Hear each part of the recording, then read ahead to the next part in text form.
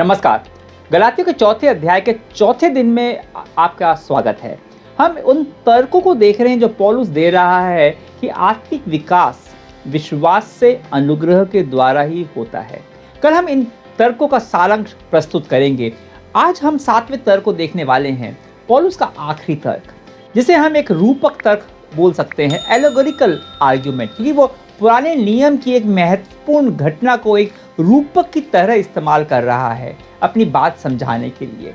पद 21 में वो कहता है, तुम जो व्यवस्था के अधीन होना चाहते हो मुझसे कहो, क्या तुम व्यवस्था की नहीं सुनते? यह पौलुस का वो तर्क होने वाला है जिसमें मानो वो कह रहा है, अब तो तुम गए, तुम लोग पुराने नियम की व्यवस्था के अधीन होना चाहते हो। तुम चाहते हो अब्राहम को पिता कहना, मूसा को पिता कहना, और इसलिए तुमको लगता है तुम्हें व्यवस्था का पालन करना चाहिए। पौलुस कहता है, फर्क नहीं पड़ता तुम्हारा पिता कौन है, फर्क तो पड़ता है तुम्हारी आत्मिक माता कौन है। और वो एक रूपक देता है। अब मैं आपको बता दूं, पुराने नियम की घटनाओं का रूपक की तरह व्याख्या करना, यह व्याख्या करने का सही तरीका नहीं है अधिकतर समय, क्योंकि जब इतिहास की घटनाओं को एक रूपक की तरह देखते हो तो अपने हिसाब से उसे कोई भी मतलब दे सकते हो। और झूठे शिक्षक अपनी झूठी शिक्षाओं की वैधता को सिद्ध करने के लिए इसी तरह से पुराने नियमों को का सहारा लेते थे, उसका रूपक के रूप में उसकी व्याख्या करते थे। परंतु पौलुस यहाँ पुराने नियम की एक घटना को एक रूपक की तरह देखता है, और ऐसा वो कर रहा है पवित्र आत्मा की प्रेरणा से। यह केवल एक इंसानी सोच नहीं है, और इसलिए यह परमेश्वर का वचन है, क्योंकि यह एक बहुत ही महत्वपूर्ण सत्य को उजागर कर रहा है। एक ऐसा सत्य जिसके कई प्रयोग हैं, जिसको हम बाद में देखेंगे। यह सत्य कि मसीह में आप आज़ाद हो। और यह ध्यान में रखते हुए हम पद 22 से 27 में आगे पढ़ते हैं। पौलुस लिखता है, यह लिखा है कि अब्राहम के 2 पुत्र हुए, एक दासी से और एक स्वतंत्र स्त्री से। परंतु जो दासी से हुआ वह शारीरिक रीति से जन्मा, और जो स्वतंत्र स्त्री से हुआ वह प्रतिज्ञा के अनुसार जन्मा। इन बातों में दृष्टांत है। ये स्त्रियां मानो 2 वाचाएं हैं, एक तो सिनाई पहाड़ की जिससे दास ही उत्पन्न होते हैं, और वह हगार है। और हगार मानो अरब के सिनाई पहाड़ है, और आधुनिक यरूशलेम उसके तुल्य है, क्योंकि वह अपने बालकों समेत दासत्व में है। पर ऊपर की यरूशलेम स्वतंत्र है, और वह हमारी माता है, क्योंकि लिखा है, हे बांझ, तू जो नहीं जनती आनंद कर, तू जिसको पीड़ाएं नहीं उठती, गला खोलकर जय जयकार कर, क्योंकि बंजर हुई की संतान सुहागन की संतान से भी अधिक है। क्या जबरदस्त तर्क है। आइए इसको थोड़ा सा समझते हैं। अब्राहम दोनों का पिता था, इसहाक का भी और इस्माइल का भी। अगर आपने इन दोनों के पैदा होने की घटना को नहीं पढ़ा तो मैं आपसे आग्रह करूं कि आप अब्राहम की पूरी कहानी उत्पत्ति 12 से 25 तक ज़रूर पढ़िए। अब अब्राहम की पत्नी सारा, वो उसकी उम्र काफ़ी हो चुकी थी, बांझ थी, उसका कोई बच्चा नहीं था, परंतु परमेश्वर ने अब्राहम को प्रतिज्ञा दी थी कि उसका एक पुत्र होगा जो आगे चलकर एक राष्ट्र बनेगा। अब उन्होंने सोचा कि ये कैसे संभव हो सकता है, क्योंकि सारा की उम्र भी काफ़ी अधिक हो चुकी थी और माँ बनने की उम्र गुजर चुकी थी। तो उन्होंने एक योजना बनाई। अगर हम सारा जो हगार को, जो सारा की दासी थी, उन्होंने सोचा कि उन्हें हम हगार से अब्राहम की संतान को उत्पन्न करें और वो बेटा सारा का बेटा माना जाएगा। उन दिनों में यह प्रचलित परंपरा थी, सामाजिक तौर से ये मान्य था, और इस तरह से इस्माइल पैदा हुआ। पर परमेश्वर की प्रतिज्ञा होती है। बाद में सारा ने सच में एक संतान को जन्म दिया, उस पुत्र का नाम इसहाक रखा गया। तो इस्माइल की माँ हगार जो एक दासी थी, वो इंसानी कोशिशों का प्रतिनिधित्व करती है। वही इसहाक की माता सारा जो स्वतंत्र औरत थी, वो प्रतिनिधित्व करती है परमेश्वर की प्रतिज्ञा का। पर पौलुस इससे थोड़ा और अधिक गहराई में जाता है। वो कहता है कि हगार प्रतिनिधित्व करती है सिनाई पर्वत का, जहाँ पर व्यवस्था दी गई थी। वह उस दासी हगार की तुलना उस समय के यरूशलेम से करता है, जहाँ व्यवस्था का पालन होता है, जहाँ फरीसी और यहूदी धर्मगुरु व्यवस्था के पालन के द्वारा परमेश्वर तक पहुँचाने की कोशिश कर रहे थे। वो लोग व्यवस्था के धर्म कर्म पर निर्भर करके दास की तरह अथक परिश्रम कर रहे थे, परंतु सारा प्रतिनिधित्व करती है स्वर्गीय यरूशलेम का, जहां केवल परमेश्वर के अनुग्रह और प्रतिज्ञा से ही आप पहुंच सकते हो।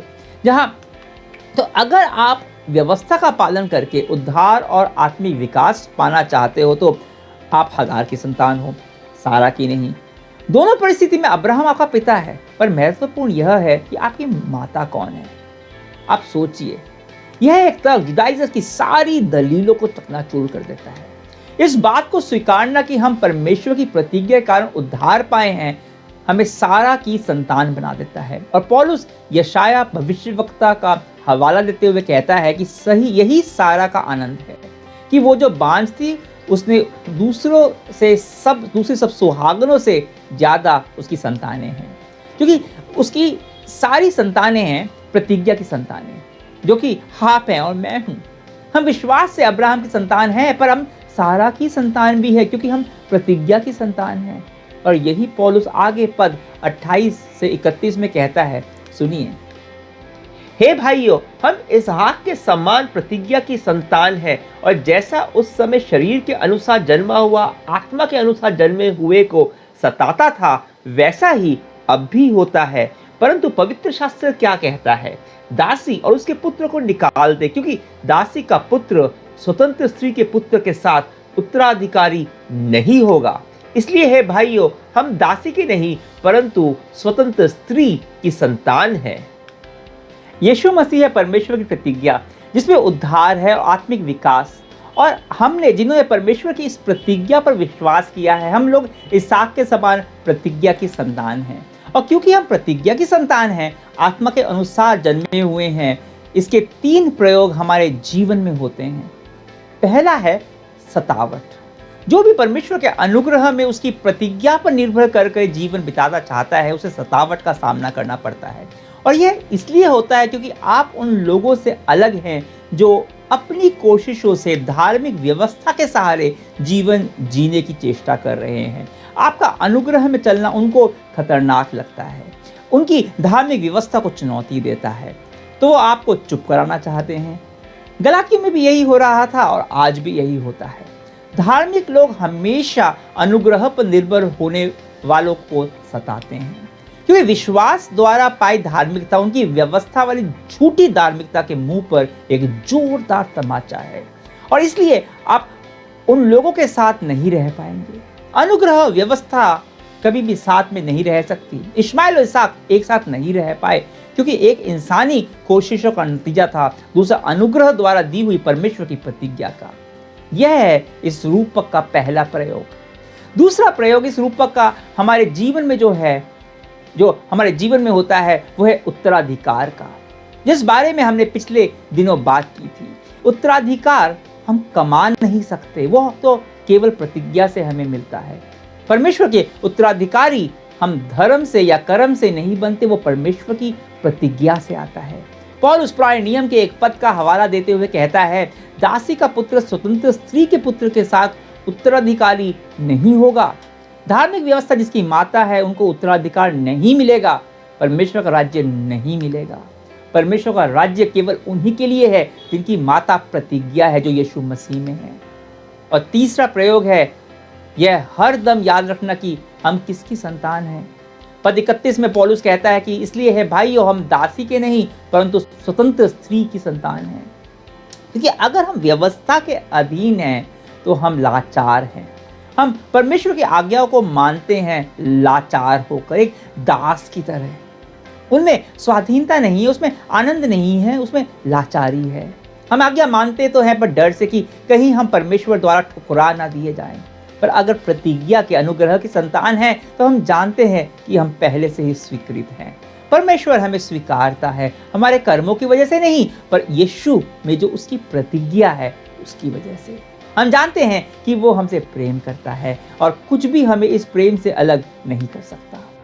अब भी हम परमेश्वर की आज्ञा को मानते हैं, पर खुशी से उसे प्रेम करते हैं। इसलिए देखिए, विकास चाहे वो आध्यात्मिक हो या मानसिक, वो हमेशा आज़ादी के माहौल में ही होता है।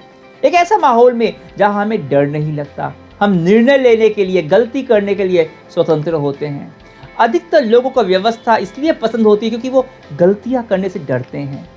बस जैसा बोल दिया वैसा कर दिया, बस अब सब ठीक है। पर अनुग्रह में रहने में जोखिम है। पता नहीं परमेश्वर हमारे जीवन में किस तरह से काम करेंगे, हमारे जीवन को कहाँ लेकर जाएंगे, कैसे वो मेरी जिंदगी का संचालन करेंगे। मैं कठिन निर्णय कैसे करूंगा अगर गलत हो गया तो। पर असली विकास तो इसी में है। जो छोटे बच्चे होते हैं वो नियमों के अनुसार तो चलते हैं, आगे वही लोग बढ़ते हैं जो खुद निर्णय लेने के लिए स्वतंत्र होते हैं। एक अच्छे गुरु की तरह पवित्र आत्मा उनको अपनी गलती करने देता है और उसे सीखने की और आगे बढ़ने की अनुमति देता है। और यही है अनुग्रह का मार्ग। आप कौन सा मार्ग चुनेंगे? आइए प्रार्थना करेंगे। धन्यवाद करते हैं परमेश्वर तेरा, ये दिखाने के लिए इस रूप के माध्यम से कि या तो हम अगर व्यवस्था की संतान हैं तो हम दरअसल एक दासी की संतान हैं। वो संतान है जो इंसानी कोशिशों से जो पैदा हुई, क्योंकि हम बंधन में हैं, हम बेगड़ियों में जकड़े हुए, हम दास हैं। उसके लिए हम लाचार हैं परमेश्वर। पर अगर हम स्वतंत्र स्त्री की संतान हैं, अगर हम प्रतिज्ञा की संतान हैं, जो प्रतिज्ञा यीशु मसीह में है, तो हम स्वतंत्र हैं, हम आज़ाद हैं। हम आज़ाद हैं तेरे, आज़ाद हैं निर्णय लेने के लिए, आज़ाद हैं हम सीखने के लिए, आगे बढ़ने के लिए, आज़ाद हैं हम गलतियां करने के लिए। तो हमें गलतियां करने देता है परमेश्वर, क्योंकि चाहता है कि हम उन गलतियों से सीखें। तो हमें हमारी गलतियों के लिए हमें दंडित नहीं करता, तो हमें क्षमा करता है, हमें अनुग्रह देता है, क्योंकि तू चाहता है कि हम तेरे पुत्र यीशु मसीह के जैसे बन जाए, यीशु का रूप हमारे अंदर बन जाए और वही हो। इसलिए हम प्रार्थना करते हैं यीशु मसीह के नाम से, आमीन। कल हम इस 2 सप्ताह के अध्ययन को संक्षेप में देखेंगे। तब तक के लिए आज्ञा दीजिए। परमेश्वर की महिमा हो।